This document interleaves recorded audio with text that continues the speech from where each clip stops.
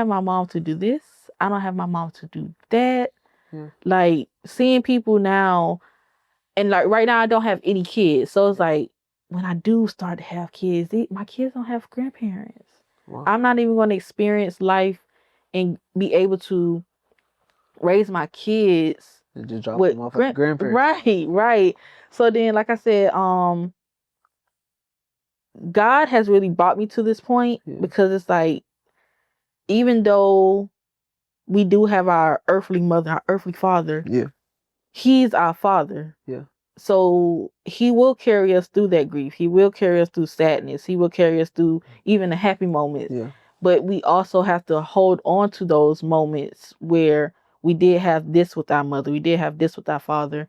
And if he graced us that far with them, then he can continue to grace us and keep us even after their deaths.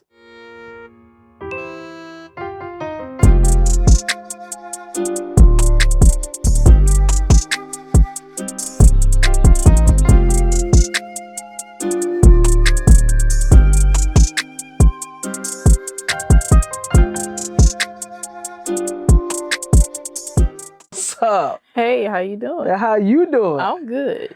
You excited to be here? I am very excited, and I'm very proud of you as well. Oh, look, it's been a long journey coming. Yes. You know that? Yes. Man, you look a little shy over there. Look, y'all, she looks shy. I'm gonna break it off in a little bit. You gonna break it off in a little bit? Yeah. Okay. Man, let me tell you, I've known Chassity for a very, very, very long time, man. With me knowing Chassity, like, I've known your journey and everything that you've been through and how you've navigated through life. And, you know, from the beginning to end, like, you have been very strong.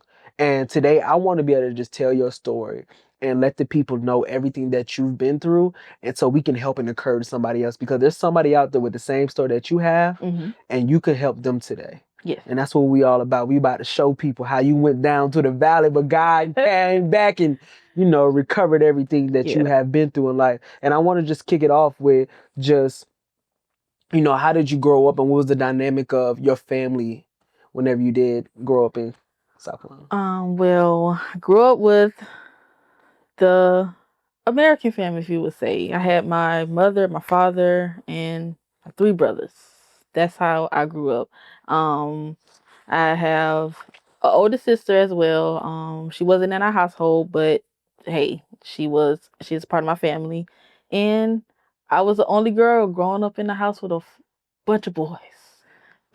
So, that's a little bit how far I need to go. You good. We just having a regular. All right. It's just me and you. So, yeah, like I said, I grew up with my mother, my father, to a certain age, and then my 3 brothers was both a mother and a daddy's girl. More so mother. That was my ride or die, my chick. My dad was my road dog. So yeah, and then like I said, my brothers, loved them to death.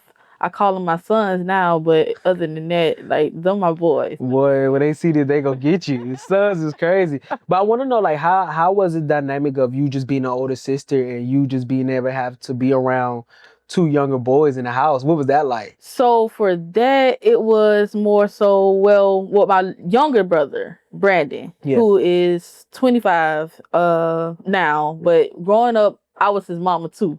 And my mama used to have to tell me, hey, chill out, you're not his mom. Me and Mike grew up, we are Irish twins. We're 11 months apart. So y'all are Irish twins? Yes, we are Irish twins. What? So me and him grew up like besties.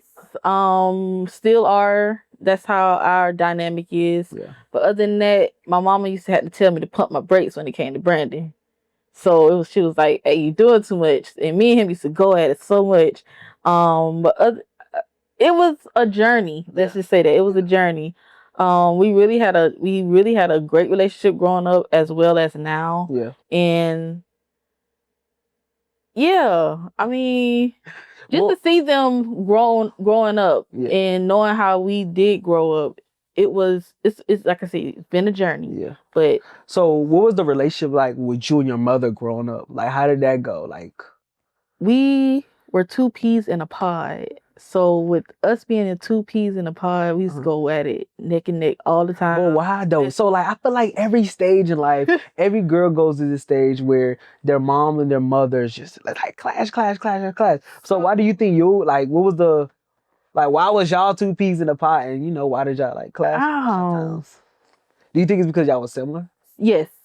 So growing up, they used to always tell us she act just like you, like my mouth. So even though I'd be shy, timid, she used to say, Chess, you got a smart mouth. Yeah. Or I just want to know it all. Just saying I know it all. I'd be like, she'd be like, yo, chill. And it's like, no, you're wrong. And it's like, no, I'm the parent. I'm always right. Yeah. So I'm like, well, okay, it is what it is. But it's just a point of we clashing. Yeah. And then it's like, all right, next minute we back besties. So it's like, it was that dynamic. And like I said, with her, like I said, she was my road dog. I just felt like God placed us perfectly together. Like he knew that I needed her and she needed me. So that's how that went. Wow. So tell me about dynamics. So you and your mom was besties. You was basically the mother over Brandon. You had an Irish twin with Devin. You know, what was the father like in your household? Was your father there? How was that? So my dad was there up until about age, I'm gonna say about 10 to 12, if I'm not mistaken. It was when I was in 5th grade when the split happened. But he was there. He was present, and even though I have much memories of him, most of those memories are him cooking. He was a great cook. Yeah. He loved the Temptations. He loved the Knicks. He loved to dance. He loved to sing. He was that cool dude. Yeah. So it was like, we had a cool dude in the house who, even though he was way older than my mama, he act younger than my mama some type of way. And it was like, yo. And then when we get around the family, he used to be a baby. Let's just say that. When we got around his side of the family, he used to be the biggest baby, but he was the oldest brother. So it was like, wait, what do you got going on?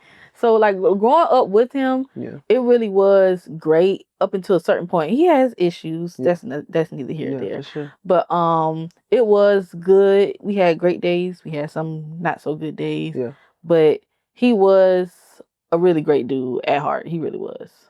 That's what's up. So tell me about a time when, you know, you growing up in your childhood, you know, I won't say you didn't go through anything, but there was a lot of different navigations in your childhood. And I'm gonna push forward real fast to 2016. That was the first, one of the first obstacles that you've encountered in your life. And what was the obstacle that, you know, you encountered back in like 2016? So July of 2016 is when my mom went into the doctor and she had to pretty much go through these procedures. Yeah. Funny thing is, a year prior, she went through the same procedure, but she didn't go fully through it. So when she pretty much got the unction from her doctor to say, hey, you really need to take this serious, need to do this, that's when she went full through with it. And hold on, so what was the procedure that she had to go through? She had to do colonoscopy. She had to get the colonoscopy. So before 2016, back in 2015, she had to go through colonoscopy. Yeah. And what exactly is, for the people that don't know what colonoscopy is? So a colonoscopy is, well, how the procedure works, you have to drink some type of juice and it pretty much clears your system, clears your bowels and everything to where it's very clean. And they pretty much take a scope and put it through you and to see if there's any polyps. So they can either go through your front or back. Yeah. So what that they did, she went through it, and that's when they found polyps. But see, these polyps, if they were caught probably about a couple of years prior, they would have been able to pluck it, do whatever they needed to do. She would have had to go back for those procedures, but they found a mass. And that mass had to be tested, which came back cancerous. So they found, so in the beginning, when she didn't fall all the way through it, she would have basically got it caught in the beginning. Then, you know, there's a possibility of it wouldn't be where the possibility of where we are today. Probably so. Okay, so what else happened in 2016? So from there, she had to go through her surgery. Well, we found out during that time, it was like, wait, because you never really think your mom is going to get cancer. Yeah. You never really think that stuff like that. Yeah. So it was like, wait a minute, what? So, you know, with her being so strong in faith, it was like, oh, we're going to get through this. And she was the same way as well. And then we went through the surgery. She was in the hospital. Yeah. From that, it was like July hit it. August surgery, September is when she had to start treatment for chemo. So I want before we push fast down that road, I want to slow down. I want to know, what was it like when you first found out that she got cancer? Was you there at the doctor's visit? Because I know you said the first time she didn't fall all the way through. Mm-hmm. So what was it like? Like, what was the doctor visit like leading up to finding out that she did have cancer? Like, where were you? Everything was that. So I was there, sitting in the waiting room. Once she was finished, we went in the back. She was out of it, and they pretty much told us, hey, we'll have your results back to you within the next couple of days. I can't remember the exact day, but it was like probably it was the weekend. We went through the weekend. It's like that Monday or Tuesday she got the call. And it was like, hey, Miss Wilson, pretty much your test results did come back, and it does look like this is a mass that has turned cancerous. So no, it wasn't a call. We went back for a visit, and he sat us down. He let us know what was going to take place step by step. And me being there, it was a shocker. So it was like, oh, now I have to pretty much tell my family now. So what age were you during this time when your mother found out that when you found out that your mother had cancer? Ooh, I was going on 21. Going on 21. Yep. So at 21 years old, you said earlier that you and your mother was two peas in a pod. Mm-hmm. And at 21, you found out your mother had cancer. Mm-hmm. And how did you all navigate that situation and tell everybody else? Well, she called her mom right afterwards. She was worried about her sons, worried about how they was going to take it. She didn't want to tell them anything until they all got to the house. So she was able to tell her parents, tell her sister. And good thing, her sister is a registered nurse. So, hey, and I mean, she told her aunts and stuff like that, but it was her boys that she was really worried about. So she pretty much, again, I knew about it. I sat in with her, and she pretty much told them, I believe we were in the living room, and she told them, hey, this is what it came back to be, and this is the steps going forward. And how did your brothers take it during that time? Because, all of y'all are so tight. How did you all take it when she had to sit everybody down saying, like, this is what I have? I can't really remember back that far how they took it, because it seemed like it was like, oh, this happened. It was like, oh, we still gonna go through everything. So probably that was a defense mechanism in some way. Hey, let's just keep going to where we just don't sit and swallow in it, because that's how we grew up. She never sat and swallowed in anything. She dealt with it, went forward. So she was always the type of person that whenever she sat down, it was just like, something happened, we're going to push through this no matter what it looked like. So how to your faith, right? So we know that your mom at this given time was a strong woman. So like I said, she dealt with it and she went forward. But how was your faith at this time when you found out that she had cancer? Leaning on her, it was strong, but it was only because of her. So let's say she wasn't around me, then it would be like, I'm soaking in, and I'm like, well, what's going to happen next? So my faith wasn't that strong on my side. It wasn't like, oh, this is Chassity and this is mom. This was all her. All her. I leaned on her. So you leaned on her, but I want to know, do you think at the age of 21 at this time, do you think you have created your identity and who you are? At 21? At 21? So trying to find myself. Still trying to find yourself. So you're in the process of trying to find yourself. You're in the process of knowing that you found out at 21 your mom had cancer. And now, where does she go from here after she tells the boys? So after that, it was pretty much business as normal. And then going through the motions. Going through everyday life.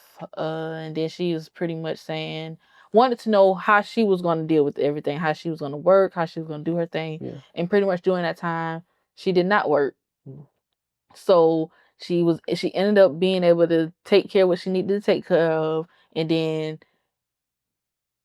us as her kids helped her out when bills came due, certain things like that. So again, it was business as normal.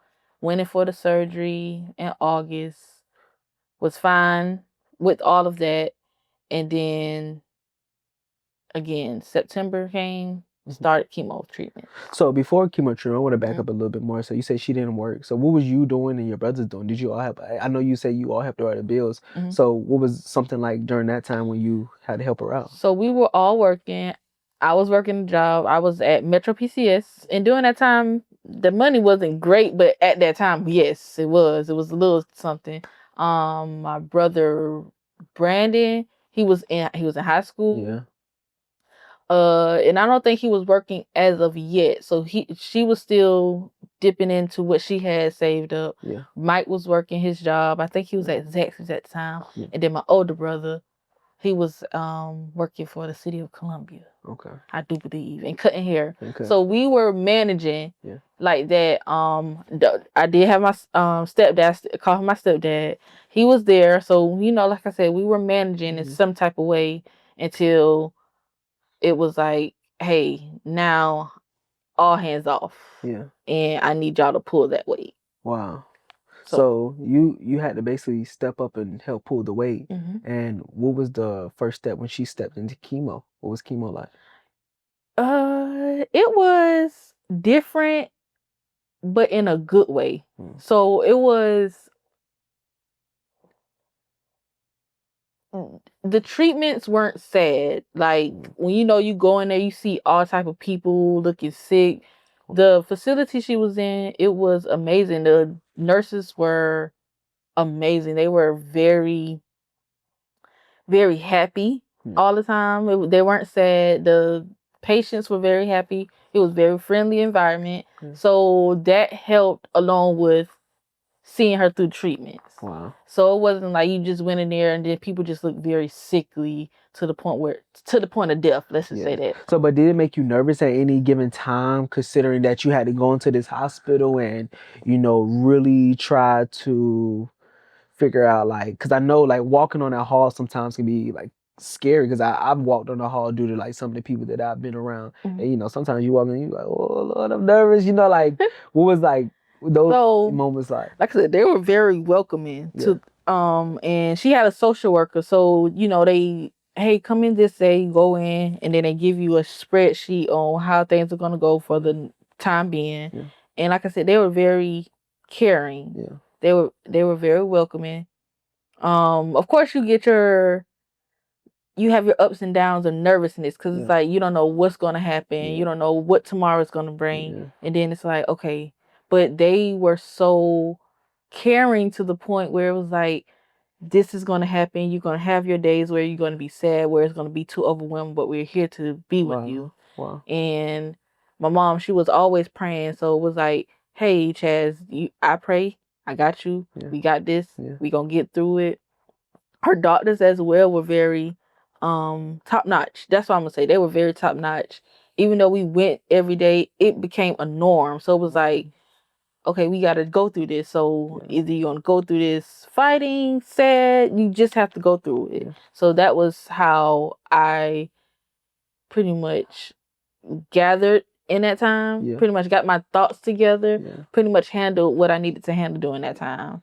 So, like I said, I had my days, but it also, that support system as well takes you a long way too, where people don't have you just sitting there swallowed in that. So they were there to help you out and pretty much push you through. Wow. So do you think at this given time, when she takes her first chemo, do you think that in your heart that God is going to pull her through? Fact. Was that the level of faith that you had? So you had unbendable faith around this time. Yeah. So like so we are, of course, in the church very heavily. Before my mom even found out she had cancer, my pastor, who's a bishop now, Pastor Kershaw at the time, he was on some stuff where she went up for prayer. And we know pastor at the time, he doesn't prophesy as much. So when he gets that word, it was like, oh, this is from God. Yeah, This is serious. Yeah, because he pretty. Yeah. He gonna teach that word. Yeah, he gonna teach that word. Yeah. But prophecy, he doesn't do as much. So when he was like, she went up for prayer, and he pretty much told her, hey, he was like, I don't know I don't know why I'm telling you this, but after this recovery, you're gonna come out stronger and better. Wow. So she held on to the words recovery, stronger, better. That was her 3 main words. Again, we don't know where it's coming from. So when everything unfolded, it was like, that had to be God. Because after this recovery, I am going to come out stronger. I am going to come out better. Yeah. So again, that's what we held on to for the whole time being, and what I still hold on to a little bit now. Yeah. After recovery, stronger, better. Wow. So that's good. Yeah. So Bishop Kershaw, at this given time before, everything happens, he speaks a word into her life. She goes through chemo, and in the process of her being through chemo, what is going on? Like, is she like, how is she holding on to that word in that process? What does that look like? So what I saw was strength.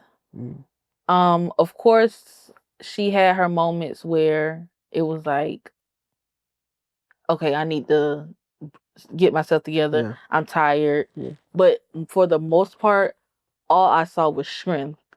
How it went was, we went on like a Tuesday. She go ahead, get her treatment. Yeah. Then she go back on the Thursday, go back, get her treatment. And throughout that weekend, she's resting. Yeah. So her thing was, as long as I'm good on Sunday morning to get to church, I'm straight. As long as I can go to the house of God and praise, I'm straight. So again, I saw her strength. Of course, like I said, she had her weaknesses, but I barely seen her where she was just like, I'm done. It was more so of, hey, I'm going here. I'm resting. I'm going here. That weekend, that Friday, Saturday, I'm resting, get myself together. Saturday night, bounce back. Wow. And then back like clockwork every week until she was done. So when did you find out that she was done, and when did you find out she was done with the chemo? Like, she didn't have to take it no more? So February 14th of 2017 is when she rang the bell. So that was Valentine's Day. So it was like, well, that was so dope. So it was like, yeah, that was amazing for her. And I was like, every Valentine's Day, I'd be like, that's my Valentine. That was the best Valentine's gift I could ever receive. Just seeing her ring the bell. And just to see her be so, again, strong in that, so exciting that it was finally over, that was the highlight of everything for both of us. So from there, it was like, oh, we back to normal. We're good. So you walked away from living a normal life and cancer coming in, and you had to live abnormal. And you had to turn that into your normal life. And everything's good in life, and how do you just navigate through life after that? Like, is it just a regular life, or? It went back to what it was before, seeing her work, seeing her being that go-getter. Hey, what I'm about to do now, I'm about to go back to work. I want to go back to school. What am I going to do? So, and during this time, she had lost a lot of weight. So she was maybe less than 5 pounds, not 5 pounds, but a size 5 at the time. Yeah. So just to also see her gain that weight back and be who Beverly was before the cancer, that was amazing to see. That was big. It was huge. Like, just to see her back to normal, it was like, yes, that's what's up. So, and then like I said, she went back to work part-time. Yeah. Again, trying to get her life back. That's how she wanted to do. And it was like, yes, now I can get my life back.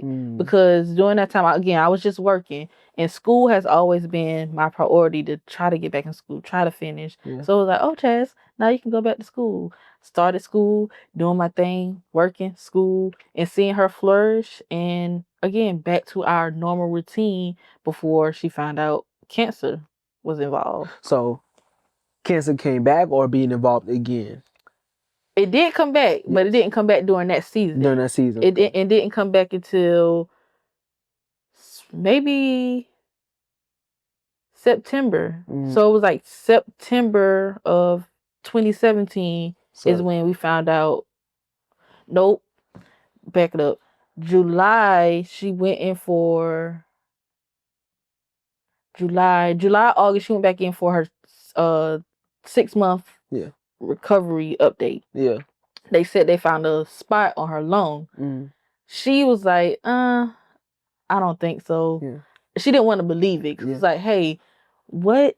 Like, We only thought it was this, so how can it spread here? Yeah. It was, and she was very adamant. This probably is pneumonia. Yeah. I'm good. Yeah. But then they saw it. It was like, we don't think so. We need to do this. Yeah. And on her, if I could make it through before, I'm gonna make it through again. Wow. So I like to do this thing on my podcast where I love to walk people back during their life because a lot of people don't get the opportunity to just sit down and truly with everything. So you're a little girl that grows up with their mom with 2 peas in a pot, right? You're the oldest. I'm sorry, I'm gonna correct this. You're the second oldest. You got 3 brothers. Yeah. I'm sorry. I'm so sorry.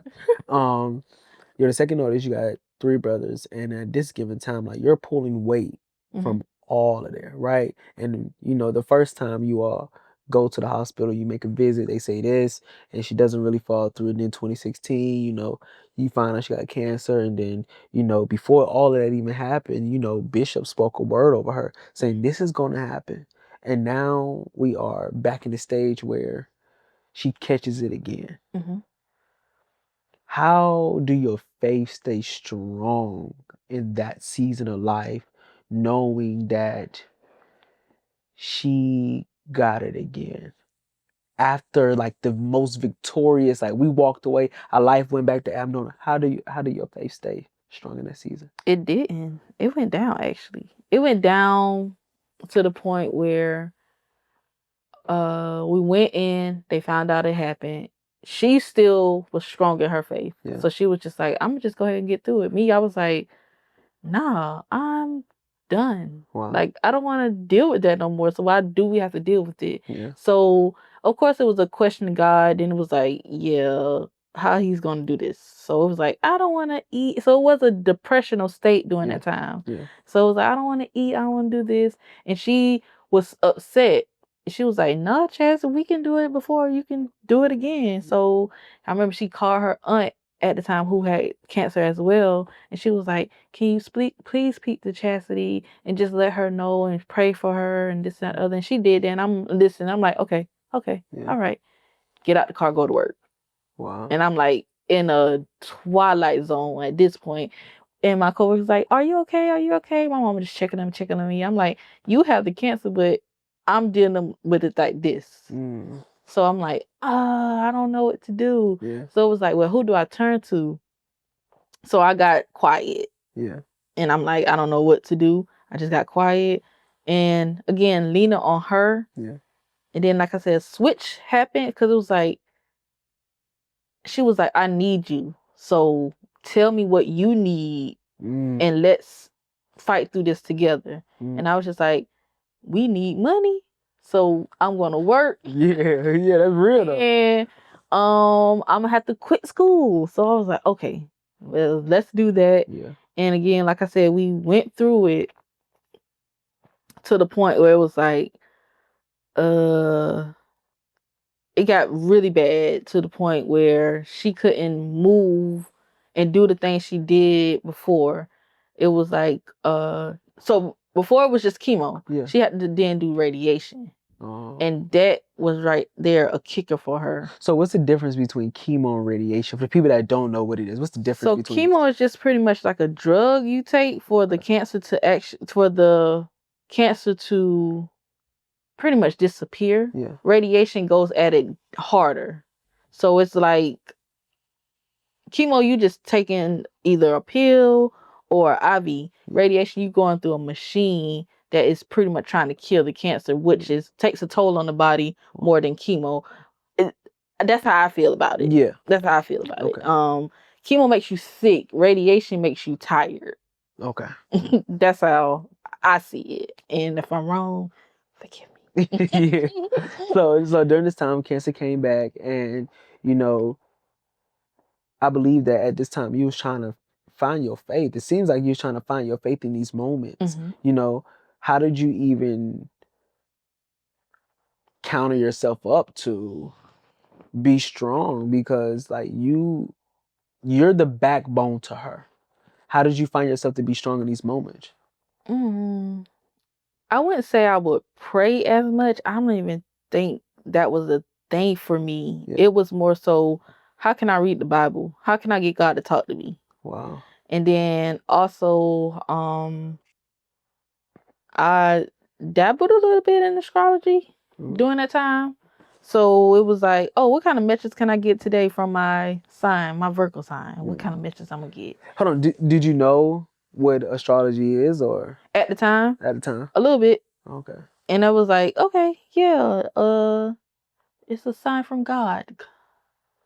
Wow. Not thinking Yeah. until you actually get deeper into into it. it. So I didn't get deep into it during that time, but it was like, oh, this is nothing to hurt you. This is nothing to hurt you. Wow. And at the time, I did have a friend who was deep in the church. Yeah. So it was like, no, I don't think you should do that. I don't think you should do that. I don't think you should lean on that. So watching my mom do what she do, Yeah. that was my part of, okay, I do what she does. Yeah. And then it did stop for a minute because it was like, she's doing it. She's reading her Bible. She's got it. Yeah. Even though I was still showing up to church. Yeah. But I was just showing up to church to work. Mm. So I'm like, okay, yeah, I can get a word here or there. I was moving, like, let's say like a robot. But also, again, leaning on what kind of message I'll be able to get from my sign for the day. Wow. Yeah.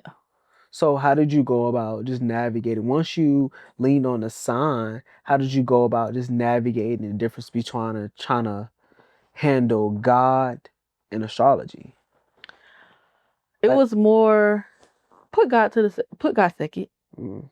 until I didn't have no choice but to run to him. And it was more so when it got to the point where it felt like she was going down. Yeah. And we had to go to the hospital to get a visit. And it was like, oh, ma'am, I don't know.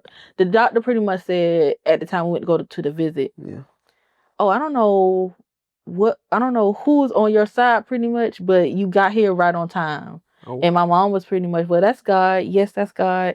But then my older brother pushed that. So he was on some stuff like, Mom, I'll take you to the hospital because you don't look good. Yeah. And it was like, oh, well, we have to get you to the hospital because at this time she was just in bed. She would move a little bit, but then she'll be in bed. She'll get winded. So it was like, something has to shake. So once we got to the hospital and that happened, it was like, a shift happened. It was like, Chaz, you grew up and you had God all your life.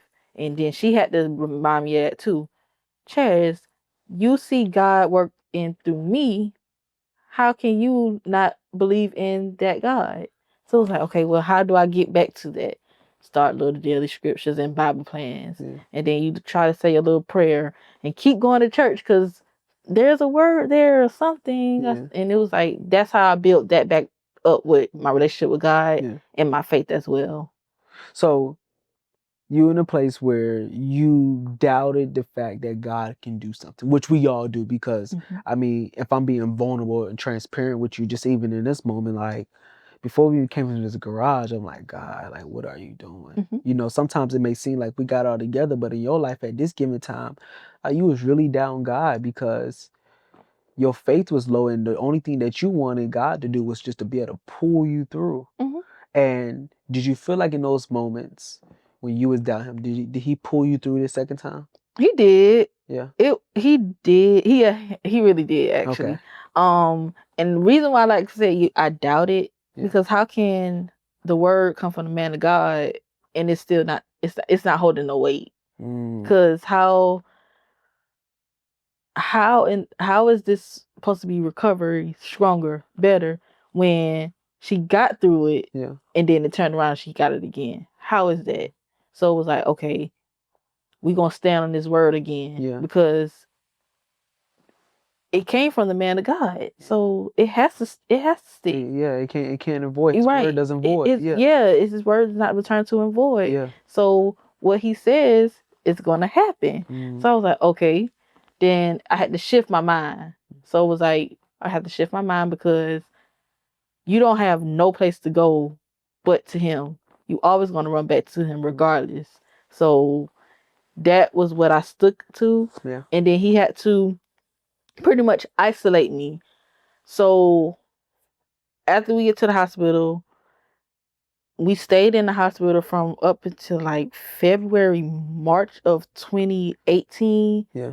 Until like the early part of June. Wow. So that was the isolation part in the hospital. And you're away from everybody, away from the noise. You're only hearing beeping and you only seeing doctors come in. That's 4 months. Yeah, 4 months. We did not go home. Well, we went home and then we went back to the hospital. So we were in the hospital. That was my home during that time. For 4 months. For 4 months. I was out of the house. I want you, I'm gonna go sidetrack real fast.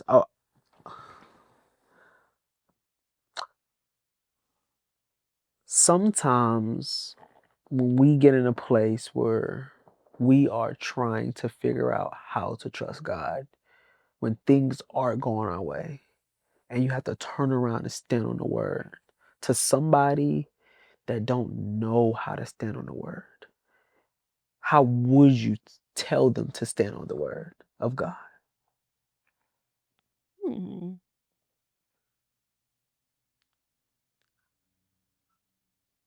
Let's see.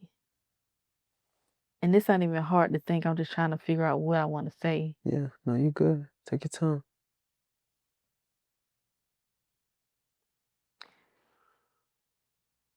I'm gonna bring it back. If he did it before, he'll do it again. Trusting in him is not the easiest thing to do, but if we have seen him time and time again keep us in certain areas in our life, then we'll understand that the tests and the trials is only to strengthen our faith. Yeah. And if we believe in him and not other people, then that will help us and understand that he is carrying us through, even through the trials, even through the tribulations. And we can't give up on him because he doesn't give up on us. Even when we do give up on him, even when we do put him second, he always is there. Even in the silent moments, he's always there as well. We just have to shift our mindsets in a way where we are like, okay, even when he is silent, what is he trying to tell me during this moment? And then it's also, we can't look to other people for God. Wow. And I know for myself, that's what I used to do. Try to find God in other people or try to find words in other people. And it's like, well, his word is in the Bible. Yeah. Pick up the Bible. If you don't know where to go, ask him and he'll give it to you. Or he'll just show you a sign. Because again, God is a God who performs and brings things to us through miracles, signs, and wonders. So a sign can come through anything if you just trust and believe in him and pray. And we may not know how to pray, but it's in his word on how to pray if we don't know how to pray. And that's the Our Father prayer. So, and being thankful, that's another thing. That's good. Lately, in this season I'm in now as an adult, we always try to complain about so much. Tell me about it. And it's like, complaining is not doing anything. It's not. So how can we change that? And it was like, Chaz, you might just want to say you're thankful. Just say you thank you. Yeah. And he will show you the rest. He will bring you what you need. And if you just be thankful, that is what he will bring you through as well. So that's how I'm standing on it now. Yeah. And that's how I stood on it then. Yeah.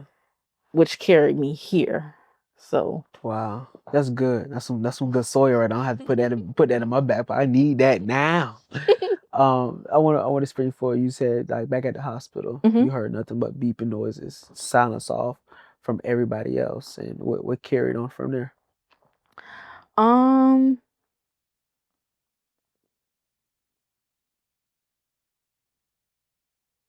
following her routine. So I knew how the nurses were going to come in. I knew when a shift was changing. I knew when it was time to get up, get her ready, try to get her to walk. So whatever was going on then with her was going on with me. So we going to sleep at the same time. We waking up at the same time. We doing this, we doing that. And then I'm avoiding a lot of things. So I'm in my phone. Yeah. I'm watching Netflix. I'm trying to figure out what can I do, because at this point I'm just in those four walls. Yeah. We talking here, there, trying to figure things out. And then it's like, this is just my life for the next four. This is just my life, because it's like, well, when we going home, pretty much. That was my thought process. Well, when we going home? And it was like, well, I feel safer here, because I don't know what's going to happen. Wow. So, like I said, we were moving through that, and it's funny because I'm thinking I'm just waking up every day doing my normal routine. Whole time I'm doing what she's doing. So every morning she'll eat cereal, and that's it. Then lunch come, she'll have a little something. I'm literally doing what she's doing, and then I'm losing weight. Wow. So I'm like, I don't know what to do. I don't know this. And people are like, oh, you losing so much weight. And I'm like, no, I'm not. What are you talking about? And then it's like, it finally clicked after she passes. But during that time in the hospital, that's all I knew. I would go outside and maybe walk. Yeah. The only time I would leave out was on Sunday mornings when I went to church. Wow. That was the only time I would leave out the hospital. But yeah, that was the only time I would leave out the hospital, is to go to church. So did she pass in those 4 months, or what was so we were able, she was discharged, went home about June. It was the early part of June, if not the end of May. Yeah. We were home, and then June 26th is the day that she passed in 2018. So June 26th, the day she passed. So during this time after she passed, rest in peace to your mom. Mm-hmm. During the day that she passed, do you feel like you lost who you were? No. I actually felt like I gained who I was. Wow. So I remember making a video after she passed, like, even though she's not here, the day she passed, there was a transfer of something. Her strength, what she also has taught me to myself. Wow. And I said for myself as well during that time, that's the first time I ever felt God's presence. That's good. You're going to have to break that down. You're going to have to break that down. So what do you mean that's the first time you feel like you ever felt God's presence? The strength, like, you never know how strong you have to be until you're in certain situations. Yeah. So that whole day I felt off. I didn't know what it was. I just felt off, and it was like an adrenaline has been running for all these months, and then that day I just felt like my adrenaline went shot. It was like, this is the day that she's still alive. That she passed. That she passed. Yes. Yeah. Yes. So the day she passed is when I felt like my adrenaline went away, like the strength, all of that went away. I just felt depleted that day. So, and I remember I left the house because I just wanted to get out. And my little brother, my Brandon, was home before he went to work. So he was home this whole time. I was like, I just want to get out. So I told him, I was like, Mom, I want to go to the bookstore, buy me a book. She was like, okay, go do that. And she was like, I want some McDonald's on your way back here. I'm like, McDonald's? She don't even eat McDonald's. So I was like, okay, I got you. So I went out, went to the bookstore, walked around. I bought me a journal. And that's the first journal I bought for myself. Wow. Bought me a journal, and bought her McDonald's, and I was like, Mom, you have to eat. What prompted me to get back home in such a rush, she had to use the restroom. Yeah. And my brother was like, hey, Chaz, you gotta come, get Mom out the bed and take her to the restroom. Yeah. So I'm like, I'm on my way. Can you get her? So apparently she tried to get up herself. Yeah. And at this point, she has no, no strength. Because, I mean, she's pretty much bedridden. Yeah. So he called. I said, I'm on my way. Once I got there, he ended up helping her to the point where he got her straight. Yeah. She was back in the bed, put her food down. I'm like, Mom, I'm really tired. And she was like, well, go ahead and eat. Go ahead and eat. And she was like, you can leave my food here. And she was like, and she was in the bed. So I go in the kitchen, I'm eating and I'm watching TV. I remember I went in there, checked on her, make sure she was good. I said, Mom, you ain't eat yet. She's like, I'm gonna eat. I'm gonna get up and eat in a minute. Yeah. Still in a dark room.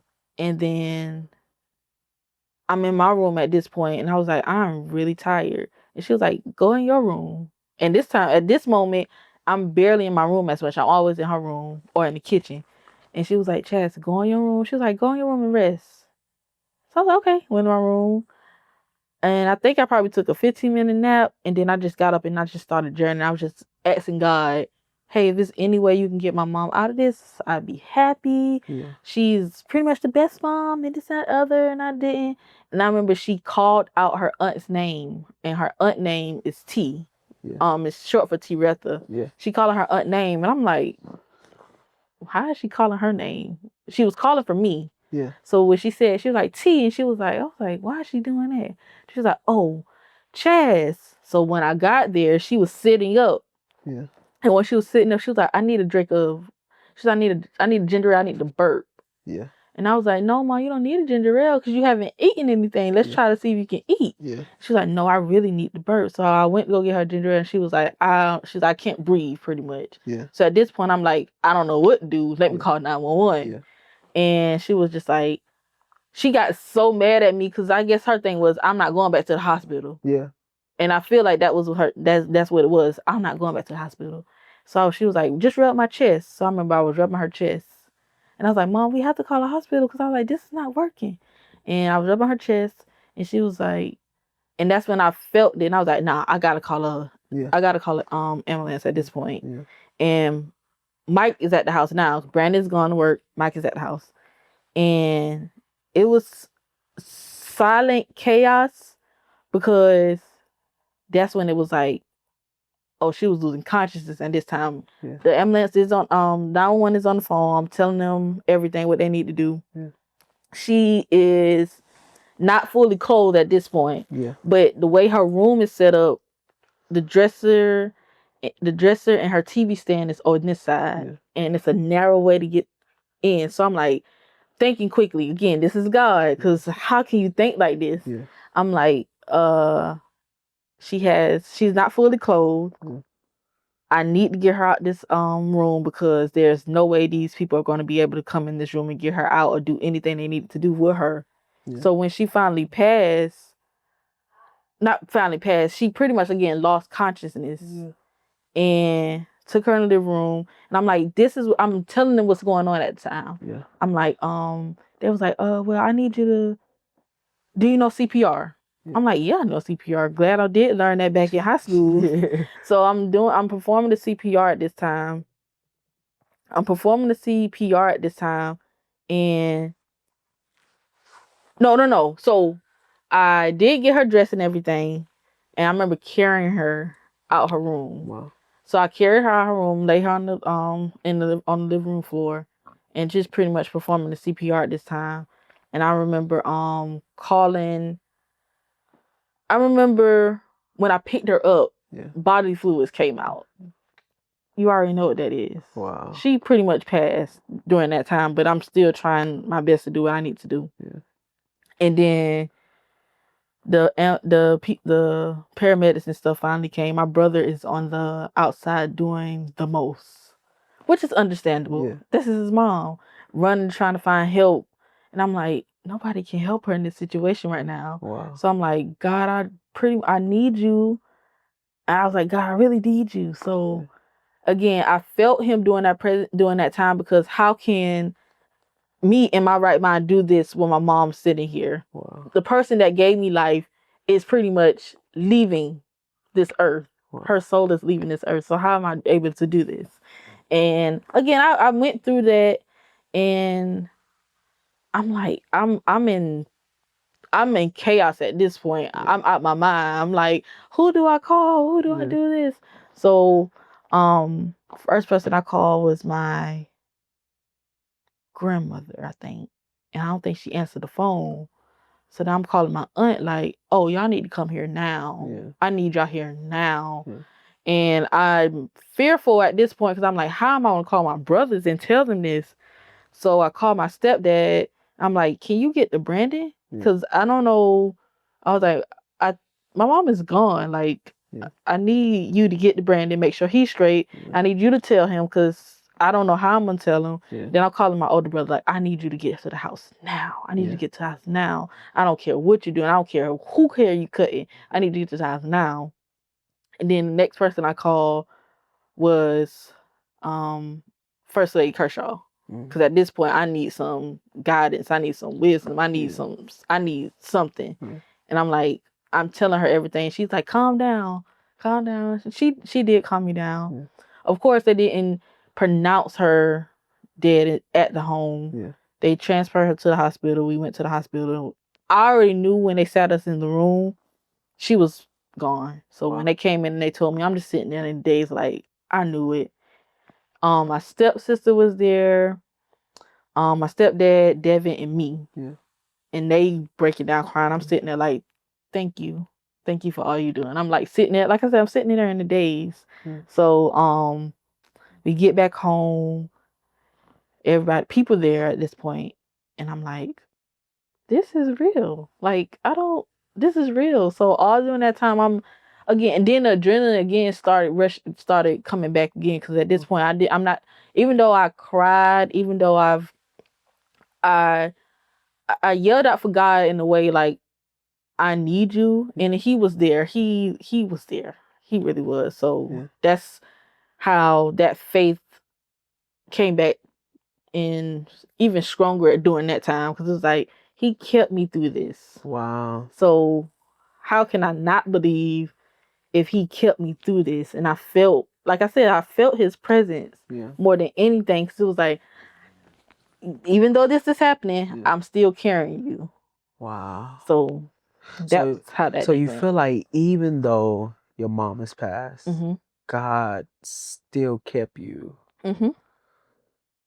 Even to the moment where she took her last breath, God still kept you. So how do you now deal with who you are still becoming without your mom?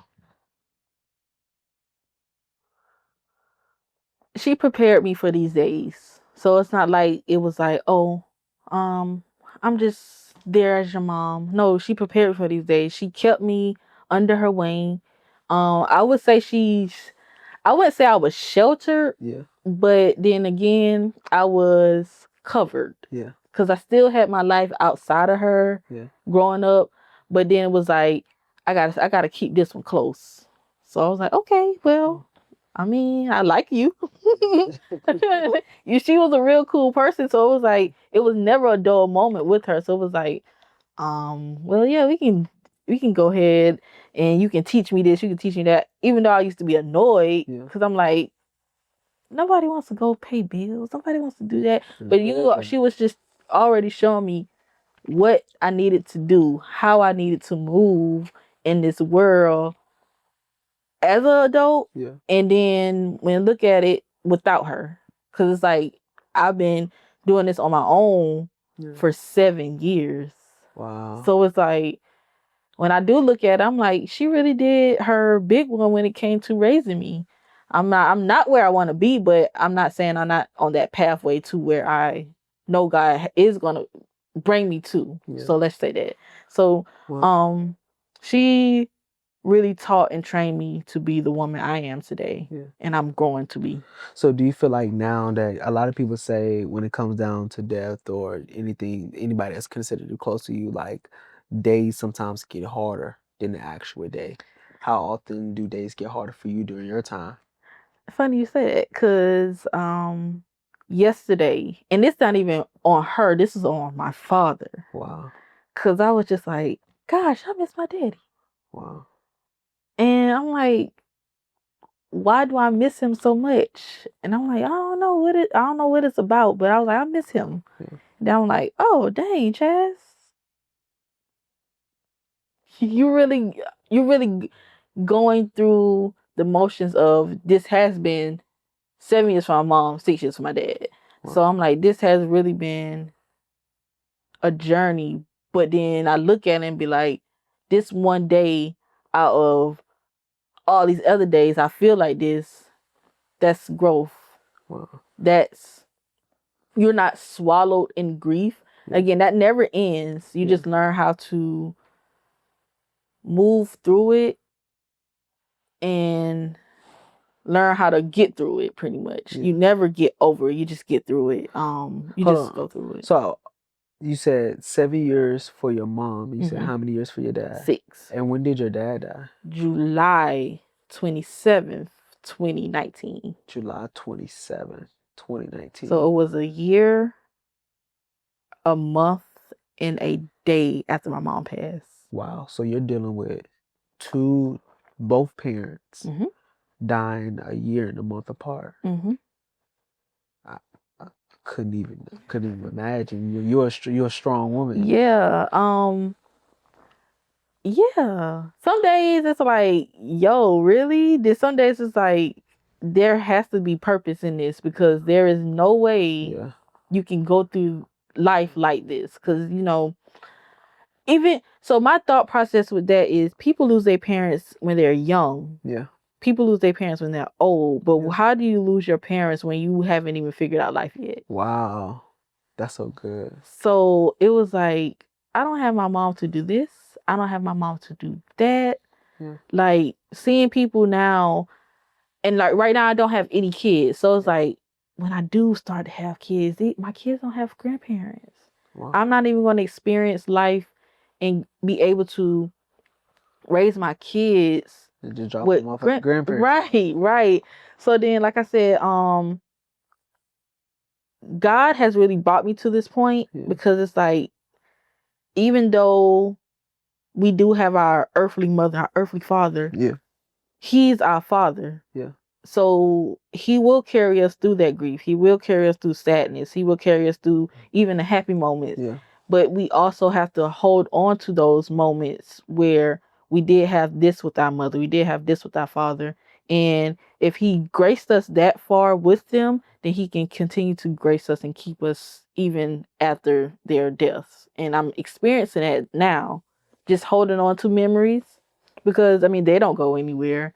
And just holding on to the fact that, again, if God did it before, he'll do it again. So he's going to keep you through all of that. So, wow, that's good. That's so good. We can go all day, but I got to get ready to close the show. But I do want to tell you to continue to keep being strong. And I do want to tell you, and I pray and hope that one day that your story just flourishes all over the world. And, one day that you even create a community of women or community of people that lost their parents and just help them navigate through it, to know that, like, you still have strength after your mom takes her last breath. It's like, that's different, because you don't usually hear stuff like that. You know what I mean? But to keep encourage you to keep going, no matter what it looks like, keep being strong, and just know that no matter how many times you think you lost something, that God is still going to bring back everything that you think you lost, because sometimes it comes back double. So be prepared for double. All right, let me get it. Thank you so much for watching. We appreciate you for watching, for allowing us to be not only your cars, but on your couches. Don't forget to like, comment, and subscribe. We out. Peace. All right, cut. How you felt? that was good. That was good? Fun.